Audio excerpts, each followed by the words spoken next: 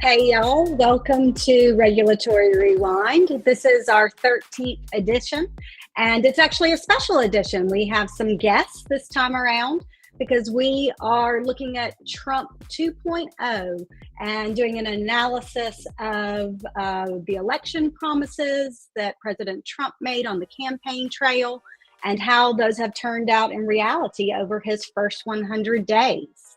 So, as usual, we are lawyers, but we are not your lawyers. So whatever we talk about today is information. It's not advice of any kind. And also, because this is a special edition, we're trying out a new format. We want to add into that the ability for you, the audience, to participate, ask some questions. We'll do our best to get to them. So please, some audience participation. The floor is yours. But before we get to audience participation, we want to get into the meat of this discussion with our special guests. They are Angie Dalton and Josh Clayman. Angie is from Signum Growth and Dot Play. Josh is from Linklaters, and we've all worked together quite a bit over the years, which has been a pleasure and a privilege from my perspective. And it's wonderful to see things changing in the US so we can have this type of conversation. To help structure our conversation, we wanted to go through these 12 election promises, if that slide could come up. And these are promises that President Trump made on the campaign trail. We've enumerated 12 of those, and throughout this discussion, we're going to talk about them under certain themes. Our first theme is executive orders. And of course, executive orders, it's important to remember that they are not royal decrees, but instead messages from the executive branch that might need to be enacted in different ways. And so this is a list of some of those executive orders: crypto a national priority, repealing, talking about stable coins, central banks, and particularly the Bitcoin reserve. So, first, I want to bring Josh into this conversation. And for us to have a conversation just about those executive orders, but maybe particularly focusing on the Bitcoin reserve, because that's attracted a ton of attention. So, Josh, is it actually a reserve? Are there any misconceptions about this reserve that you wanted to bring to light for our audience? Thanks, Chrissy. So, yes, there have been a lot of promises and a number of executive orders, and we've seen a lot just in the first 100 days. One of the big misconceptions, though, that I think people have is that while the executive orders refer to a Bitcoin reserve and then a different crypto asset stockpile, which, if you want, we can also talk about, but just sticking with the Bitcoin reserve for a second, a lot of people think, okay, there's a real difference here. However, for Bitcoin to actually be an official reserve of the United States, there needs to be an act of Congress. That has not yet been adopted, although there has been introduced legislation that would establish a strategic Bitcoin reserve. A representative, I'm not sure how to say his last name, but I believe it's Begich from Arkansas. He introduced legislation that also was joined by Senator Lummis of Wyoming, who sponsored the bill. It's called the Bitcoin Act. And this legislation actually would take the step to make Bitcoin an actual US reserve. The legislation, the draft legislation, I guess it's not necessarily draft, but the legislation that has been proposed talks about, in a little more specificity, how the Bitcoin that is seized will be consolidated, how additional Bitcoin may be purchased by the Treasury Department, and things like that. Also, Treasury would be responsible for overseeing, auditing, managing the Bitcoin reserve funds, etc. So it really is designed to be a long-term play, this reserve. But until we actually have adopted a law in Congress, it really is at this point a stockpile, which is similar to the stockpile for the other crypto assets. Thanks, Josh. Hi there, it's Eva here. I thank you very much for that insight into executive orders and how it works in the US. I wanted to bring you onto the next section around the 12 election promises tracker, which was around key individuals. And the next slide will show a number of individuals that you could probably spend an entire half hour talking about in themselves, but hopefully they'll pop up again in some of the other sections that are coming up around cases, the industry and the SEC and legislative news. One person that I wanted to ask a question about, because I think about liability and criminality and protections of organizations and what's going on generally in the industry a lot, is the young man over there on the top left corner. I'm going to have to struggle with his name, Ross Ulbricht. He was pardoned, I think, on day one. Do you have some thoughts around that particular pardon and action, and whether that might have an impact elsewhere on the industry, and particularly in terms of pardons and developers, perhaps?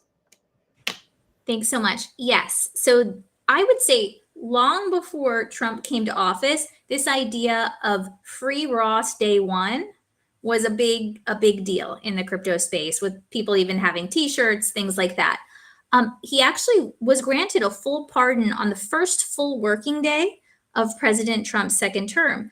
Interestingly, though, the troops got a little restless on inauguration day when no pardon had been signed on that day. And in fact, Elon Musk went on X to reassure essentially the crypto community that this pardon was in fact coming. So I think that was one of the first key tests for President Trump with respect to whether he would be fulfilling his campaign promises and how serious he was about that. What I would say in terms of impacts of this pardon, I think the pardon itself was a quite significant pardon, because there was Ross was not getting out otherwise, it would seem. And without going into too many details of that, I would say we're seeing this right now with a big push with respect to the Tornado Cash founder, right? And whether those charges may be dropped against Roman Storm. I think there is a big push to treat developers perhaps differently from other types of actors because of free speech and other sorts of reasons. But I would say we have to watch and wait on that. There certainly is a groundstorm of support that we're seeing. I do think, though, that for Ross Ulbricht, who had founded Silk Road, I mean, he has been for a long time a prominent face of the libertarian movement, of cypherpunk movements, and I think he previously had been sentenced to double life in prison plus 40 years without parole. So, and that had to do with his development or his role in the development of Silk Road. So I think, yeah, to me, it's emblematic of a lot of changes that we're seeing in terms of enforcement across the government. But again, I really think it was a big test for the Trump administration by the crypto space to see whether Trump was serious about what he said on the campaign trail. Thank you, Josh. And I think that's very good news from perspective of developers, particularly when we see what does happen with the Tornado Cash developers in the next few months in those cases. I think there was also some potential posturing around whether SBF would be looking for a pardon. And I think Arthur Hayes also got a pardon. So it feels like there's a trend there, and we're just trying to see where that trend might be leading. May I say one more quick thing on that, Eva, which is, while I had mentioned that there's this push, I would just say not legal advice, but still be careful, be cautious, seek legal advice, follow laws, and don't bet on a pardon. And that's what lawyers are here for, avoiding getting to a pardon stage in the first place. So thank you, Josh. I would then probably want to move on to the next section, which is around key cases. And in the key cases section, I think it would be hard not to talk about one of the other pictures and some of the other pictures, the individuals involved. So Mr. Gensler and Mr. Atkins and Hester Pierce and the SEC. So back to you, Josh, if that's okay. Maybe Angie as well, to talk a little bit about the changes since the last 100 days in terms of the cases and what's happening with the SEC cases. Angie, do you want me to go to first, or do you want to start off? Shall I kick it off? Okay. I'm not sure that you might be on mute, Angie. But what I would say is, in the first 100 days, we have seen a real pivot, a sea change in the approach of the administration towards the digital asset space. I mean, substantially all of the major cases that the SEC had brought have been now dismissed or paused. Certainly, we're waiting to see what will happen with the Binance case.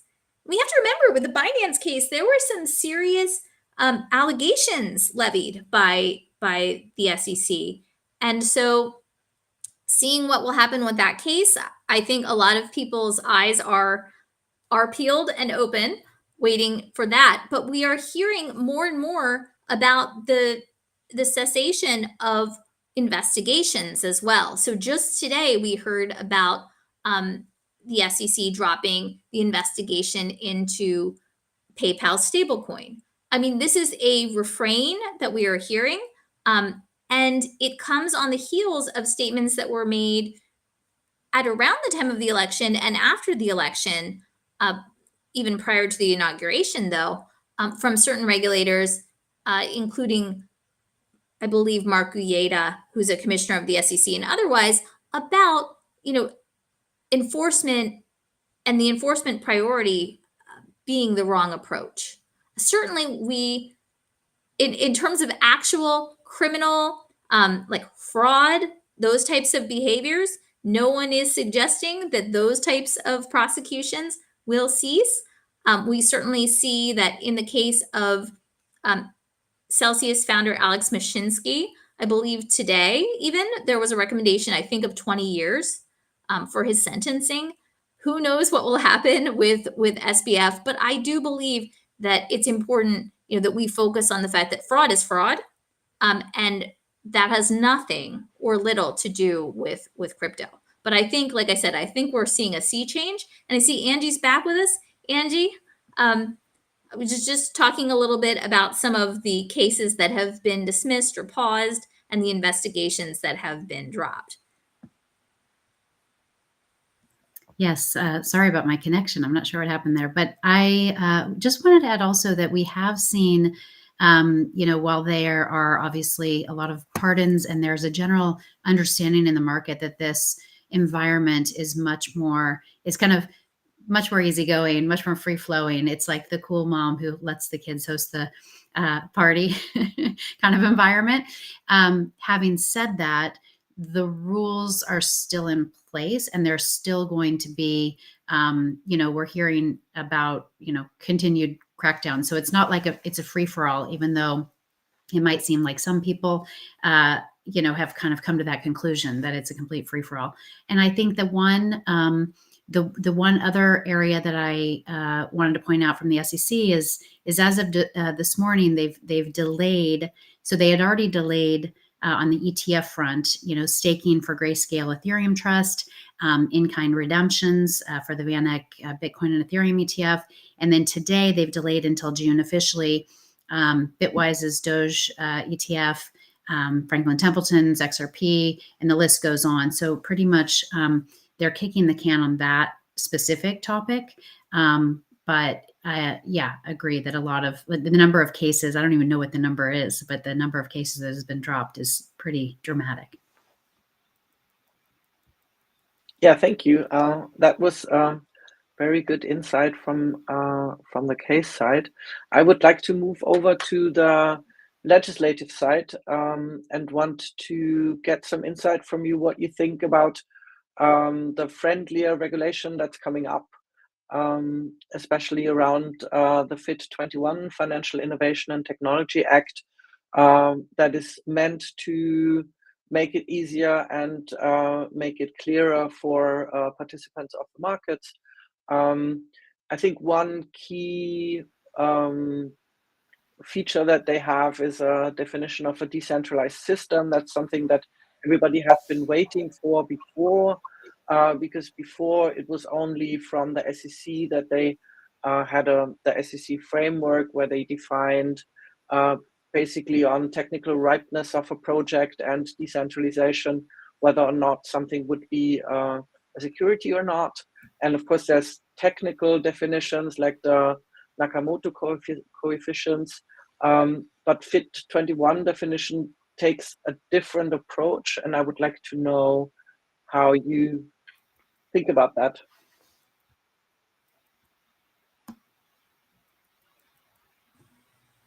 Josh, go ahead. Sure. So I will say FIT21 was introduced in the prior Congress. And so what we're contemplating now is not exactly FIT21, right? We're still looking to market structure bills, and we recently had a market structure hearing in Congress earlier this month in April by the Digital Asset Subcommittee of the House of Representatives. Nevertheless, aspects of FIT21 are still being contemplated as parts that could go into the market structure legislation. Where this comes up a lot and where there is some controversy, and apologies, I'm hearing a little bit of a, well, I don't hear it now. I heard an echo for a second. But where this comes up frequently is in the definition of what constitutes decentralization, right? What and why this matters is if we think back to things even like the Howey test, which still exists and still applies, although we are getting clarification from the SEC about ways in which it, like the limits on the Howey test. what I will say is that the SEC has long taken the position that when there's a certain degree, unspecified degree of decentralization, that, the existence of a security, there may not be one, right? There may not be a transaction in securities if there's sufficient decentralization. I hate the term sufficient decentralization, but I just used it. But what I would say is with FIT 21 and the aspects that are being thought about for the market structure bill, there's a question of a 20% threshold, right? That's a hard threshold.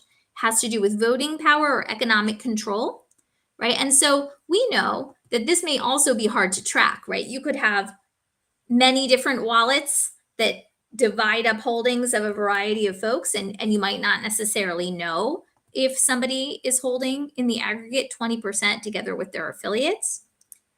20% is a challenging number as an absolute and as a measurement. It is a number, though, that frequently the SEC uses for other purposes in terms of determining whether there's control. So that's where that number is kind of coming from. What I think is really interesting is the House is and Congress in general is very open to the idea of how else can we measure decentralization, to the extent that we, and not everyone agrees, but some agree that decentralization is an important metric. As Gustav mentioned, another way one potentially could look at this is, say, the Nakamoto coefficient, which of course Polkadot has a very high Nakamoto coefficient.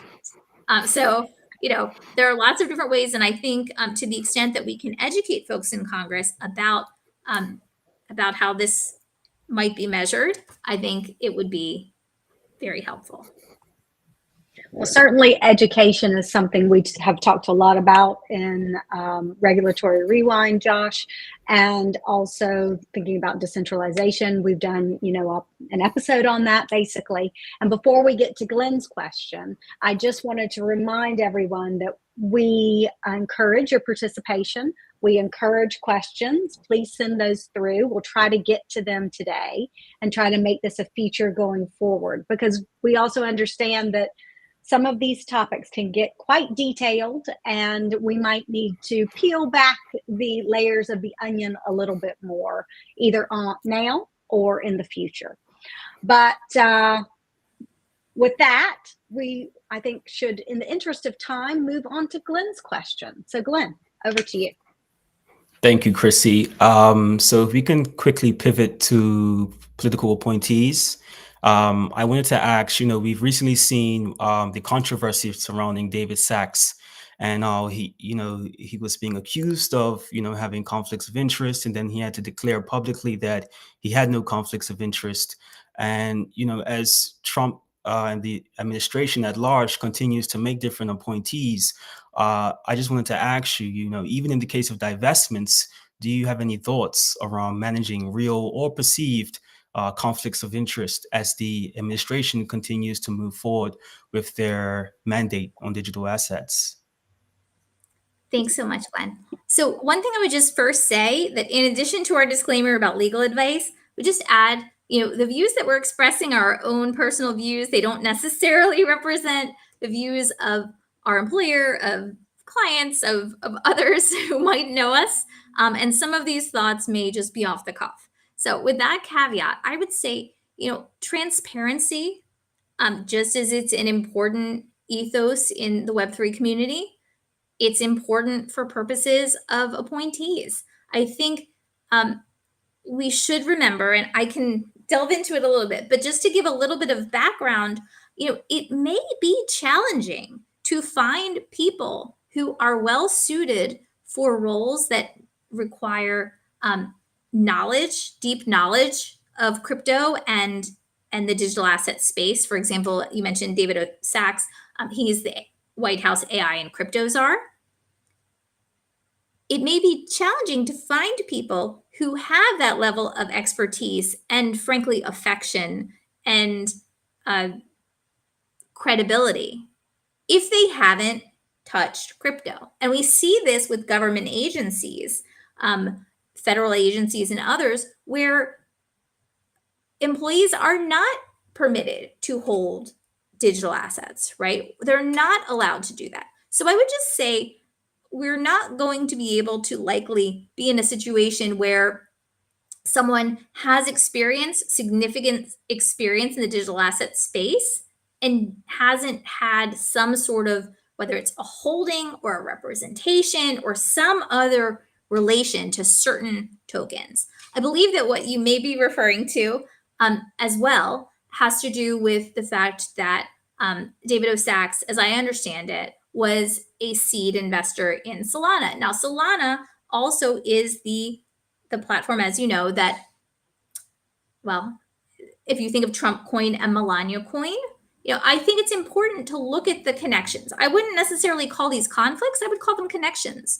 So also, if we look at the kinds of tokens that are listed in the crypto stockpile in the US, right? Some of them you may say, how did this one end up in there? Well, there likely is a story, including sometimes relationships with the president, relationships with others in powerful positions. So I would just say that, to me, the most important piece of this is transparency. I think that while some people may refer to things as conflicts of interest, just as we would in a board setting, or other settings, disclosure, and also in SEC settings, disclosure and taking steps from there, because we can't necessarily obviate what may have happened in the past. Thanks, Josh. I think that basically takes us through the skeleton of election promises. Again, those 12 we put under the themes of executive orders, key individuals, key cases, legislative concerns, and now we're going to move a little bit into an industry as well. And now we're going to move into some unexpected surprises. And you brought up one of those unexpected surprises, which were the meme coins. Here's also a list of some other items, approaches, task forces, advice that was not anticipated because it was not listed on the campaign trail, but it has come about in the last 100 days. And one of the topics we wanted to look at in our last few minutes, actually, we're going to turn over to Angie to talk about NFTs and some of the unexpected surprises that we've encountered, especially recently, under that heading. So, Angie? Sure. Yeah, great. I think one of the unexpected surprises was the Trump coin itself. That was just prior to the inauguration launched.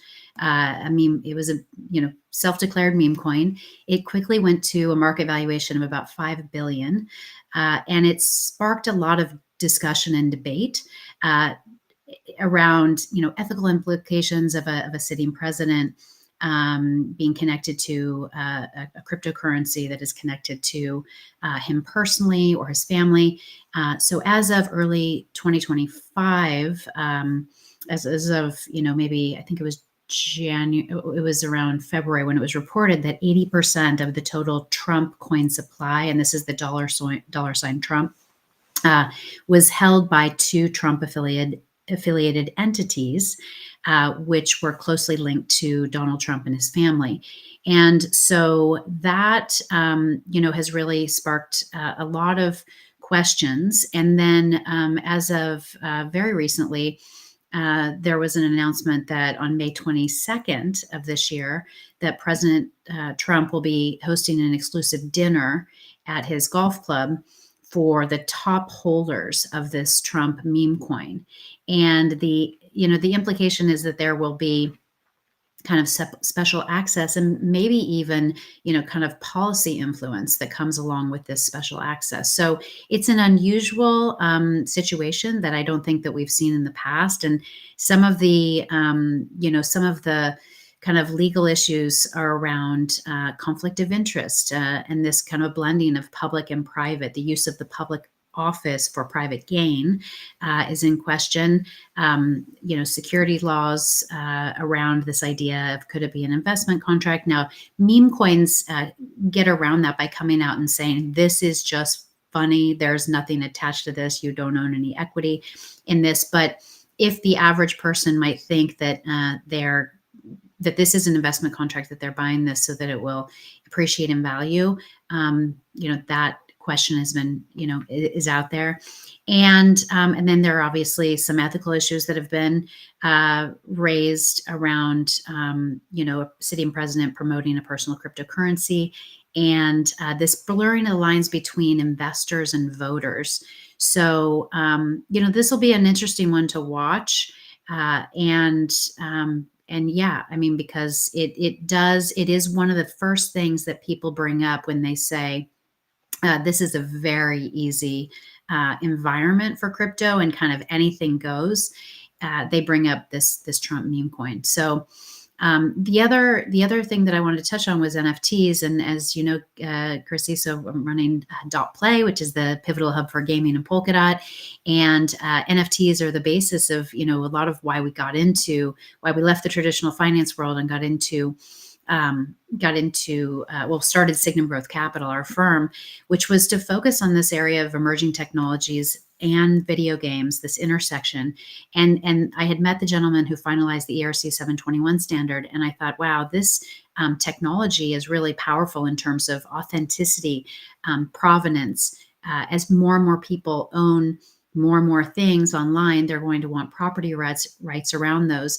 And instead, what we saw was kind of a period of speculation and trading around NFTs, and that use case, interestingly, this week was brought up by people who bought the Nike NFTs. So there's a class action lawsuit now against Nike for. And it's been called a, kind of soft rug pull because they made the decision to wind down their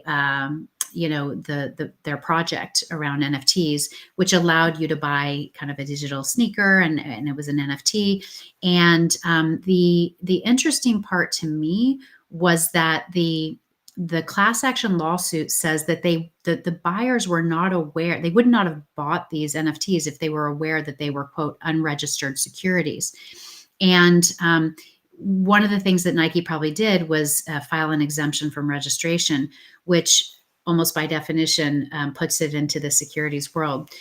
From our perspective, and we actually just published something with FINRA, we made a public statement with FINRA around metaverse and digital assets and the way this is evolving. And from our perspective in games, when an underlying NFT has use in a game and has purpose in a marketplace that is connected to the fun, to simplify it, and connected to the actual game loop, those are not securities, and in our view, and NFTs that are issued solely for the purpose of speculation of the price that have no other function clearly are securities. And then there's this gray line this gray area where some NFTs may or may not have any other function other than speculation and trading, and they could just be a financial contract or financial instrument that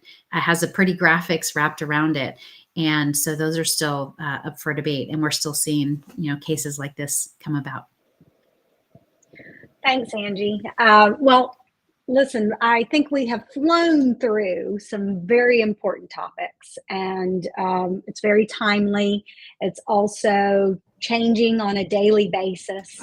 And we really want to thank you, Josh and Angie, for coming and being part of this special edition of Regulatory Rewind.